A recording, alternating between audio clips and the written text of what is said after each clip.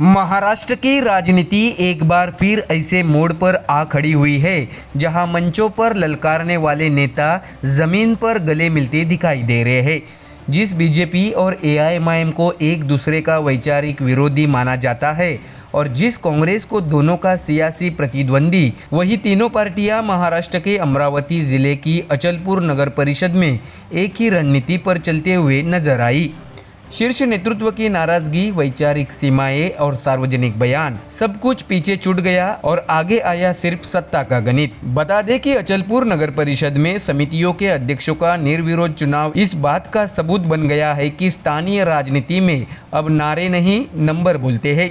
शिक्षा, जलपूर्ति और महिला एवं बाल कल्याण जैसी अहम समितियां आपसी तालमेल से बांटी गई, जबकि सवाल यह उठने लगा कि क्या यह गठजोड़ मजबूरी है या नई सियासी दिशा का संकेत। इसी सियासी माहौल में एआईएमआईएम की युवा पार्षद सहर शेख की जीत ने बहस को और तेज कर दिया है।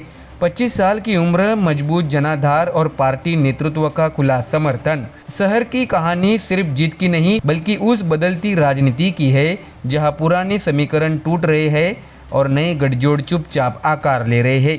अचलपुर से ठाणे तक उठता ये सवाल अब हर राजनीतिक गलियारों में गूंज रहा है। क्या महाराष्ट्र की सियासत अब विचारधारा से नहीं, जरूरत से चलेगी? बता दें कि महाराष्ट्र की सियासत एक बार फिर ऐसे मोड़ पर खड़ी है जहां विचारधाराएं बैकफुट पर और सत्ता का गणित फ्रंट फुट पर नजर आ रहा है। अमरावती जिले की अचलपुर नगर परिषद से जो तस्वीर सामने आई है, उससे दिल्ली से लेकर मुंबई तक बैठे शीर्ष नेतृत्व की परेशानी पर सिलौटे डाल दी है। बीजेपी, कांग्रेस और एआईएमआईएम तीनों पार्टियां जो मंचों पर एक दूसरे के खिलाफ तीखे वार करती है, वही जमीन पर एक ही टेबल पर बैठकर समितियों के अध्यक्ष निर्विरोध चुनवा रही है। बता दें कि अचलपुर नगर परिषद की 41 सदस्यीय तस्वीर पर नजर डाले तो कांग्रेस सबसे बड़ी पार्टी बनकर उभरी, जिसे मिली 15 सीटें, बीजेपी को 9 सीटें, एआईएमआईएम को 3, जबकि निर्दलीय 10 सीटों के साथ किंग मेकर की भूमिका में रहे। प्रहार जनशक्ति पार्टी और एनसीपी को 2-2 सीटें मिली। आंकड़े बिखरे हुए थे लेकिन सत्ता का रास्ता सीधा था, तालमेल। ऐसे में दर्शकों, यही तालमेल बना चर्चा का केंद्र। शिक्षा एवं खेल समिति की कमान एआईएमआईएम के पार्षद को सौंपी गई। जलपूर्ति समिति कांग्रेस के हिस्से आई, जबकि महिला एवं बाल कल्याण समिति बीजेपी के खाते में गई। सब कुछ निर्विरोध, न कोई विरोध न कोई शोर, सिवाय कैमरों के सामने दिए गए बयानों के। ऐसे में दर्शकों, इस पूरे घटनाक्रम ने बीजेपी के अचलपुर विधायक प्रवीण तयाड़े को असहज कर दिया। मीडिया के सामने उन्होंने साफ कहा है कि उन्हें इस तालमेल में विश्वास में नहीं लिया गया। तयाड़े ने 2 टूक शब्दों में कहा, मैं हिंदुत्व की विचारधारा वाला विधायक हूँ, हमारी पार्टी भी उसी विचारधारा पर काम करती है, ऐसे किसी तालमेल का मैं हिस्सा नहीं हो सकता।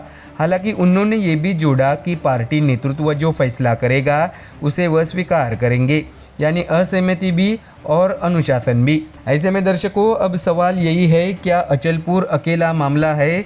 जवाब नहीं। इससे पहले अकोला जिले की अकोट नगर परिषद में बीजेपी और एआईएमआईएम ने साथ आकर सत्ता की चाबी घुमाई थी। हालांकि मुख्यमंत्री देवेंद्र फडणवीस की सख्त नाराजगी के बाद उस गठजोड़ को तोड़ना पड़ा। वही अंबरनाथ नगर परिषद में शिवसेना को सत्ता से बाहर रखने के लिए बीजेपी और कांग्रेस ने हाथ मिलाया। नतीजा, कांग्रेस ने अपने 12 पार्षदों को निलंबित कर दिया। लेकिन सियासत का खेल यही खत्म नहीं हुआ। कुछ ही समय बाद वही पार्षद बीजेपी में शामिल हो गए। यानी दर्शकों, संदेश साफ है, स्थानीय राजनीति में विचारधारा नहीं, व्यवहारिक गणित चलता है। तो वही दर्शकों, इस बीच महाराष्ट्र की नगर निगम सियासत में एक और चेहरा भी चर्चा में है। एआईएमआईएम की युवा पार्षद सहर शेख। ठाणे महानगर पालिका के वार्ड नंबर 30 से जीत दर्ज करने वाली 25 साल की सहर शेख सिर्फ एक कॉरपोरेटर नहीं बल्कि एक सियासी कहानी है। जीत के बाद शहर को एआईएमआईएम प्रमुख असदुद्दीन ओवैसी का संदेश भी मिला, आप एक बहादुर बाप की बहादुर बेटी है। यह मैसेज उनके लिए सिर्फ बधाई नहीं बल्कि राजनीतिक स्वीकृति भी थी।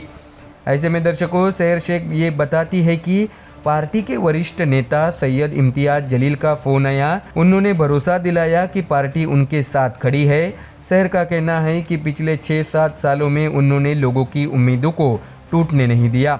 उनका दावा है कि जो भी मदद के लिए उनके ऑफिस तक पहुंचा, वह खाली हाथ नहीं लौटा। अगर मैं खुद काम नहीं कर पाती तो अपने कॉन्ट्रैक्ट्स के जरिए किसी और से करवा देती थी, ऐसा भी शहर कहती है। ऐसे में दर्शकों, इस जीत के पीछे सियासत की एक कड़वी सच्चाई भी छुपी है। शहर का आरोप है कि एनसीपी शरद पवार गुट उन्हें टिकट नहीं देना चाहती थी। दबाव का हवाला दिया गया, रिश्तों की दुहाई दी गई, लेकिन टिकट नहीं मिला। शहर कहती है कि पार्टी को डर था कि वह कहीं दूसरी पार्टी में न चली जाए, लेकिन हुआ ठीक उल्टा। उनके पिता यूनुस शेख एआईएमआईएम में शामिल हुए, बेटी को टिकट मिला और नतीजा जीत के रूप में सामने आया। ऐसे में दर्शकों, अचलपुर से ठाणे तक, अकोट से अंबरनाथ तक महाराष्ट्र की स्थानीय राजनीति एक ही सवाल पूछ रही है, क्या गठबंधन अब विचारधारा से नहीं बल्कि जरूरत से तय होंगे? और अगर ऐसा है तो क्या शीर्ष नेतृत्व की नाराजगी भी जमीनी गणित के आगे बेबस हो जाएगी? अचलपुर का यह प्रयोग शायद एक नगर परिषद तक सीमित न रहे, यह आने वाले दिनों की उस राजनीति की झलक है जहां दुश्मन और दोस्त स्थायी नहीं, सिर्फ सत्ता की जरूरत स्थायी है। तो दर्शकों, फिलहाल इस खबर में इतना ही। देश और दुनिया की बाकी और खबरें जानने के लिए जुड़े रहिए हमारे चैनल MDR न्यूज़ के साथ। धन्यवाद।